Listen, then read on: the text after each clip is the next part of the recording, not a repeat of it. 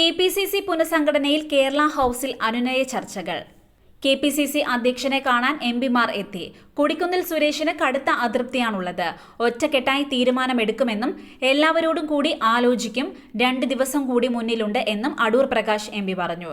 എംപിമാർക്കിടയിൽ ചർച്ച നടന്നതായി അറിയില്ല. ഷാഫി പറമ്പിൽ, ഡീൻ കുര്യാക്കോസ്, അടൂർ പ്രകാശ്, കൊടിക്കുന്നിൽ സുരേഷ്, VK ശ്രീകണ്ഠൻ എന്നിവരാണ് പങ്കെടുക്കുന്നത്. സംസ്ഥാനത്തെ പ്രമുഖ നേതാക്കളുമായി KPCC അധ്യക്ഷനും വർക്കിംഗ് പ്രസിഡന്റുമാരും പുനഃസംഘടനയുമായി ബന്ധപ്പെട്ട ആശയവിനിമയങ്ങൾ നടത്തി. എന്നാൽ പ്രധാന ഗ്രൂപ്പുകളെ ചർച്ചകളിൽ അവഗണിച്ചു എന്ന പരാതിയും നിലവിലുണ്ട്. സാധ്യത പട്ടിക കൈമാറുന്നതിന് മുൻപ് ഡൽഹിയിലുള്ള എംപിമാരുടെ അഭിപ്രായവും തേടും. അതിനുശേഷം AICC നേതൃത്വവുമായി കൂടിക്കാഴ്ച നടത്തും. 10-ലധികം DCC അധ്യക്ഷന്മാർക്ക് മാറ്റമുണ്ടാകുമെന്നാണ് സൂചനകൾ. എന്നാൽ മികച്ച പ്രവർത്തനം നടത്തിയ ചില ജില്ലകളിൽ മാറ്റം വേണ്ടെന്ന അഭിപ്രായവുമുണ്ട്.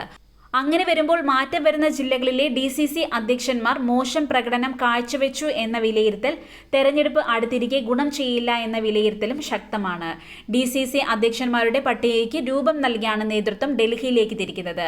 KPCC ജനറൽ സെക്രട്ടറിമാരിലും വൈസ് പ്രസിഡന്റുമാരിലും കൂടുതൽ പേരെ ഉൾപ്പെടുത്തും.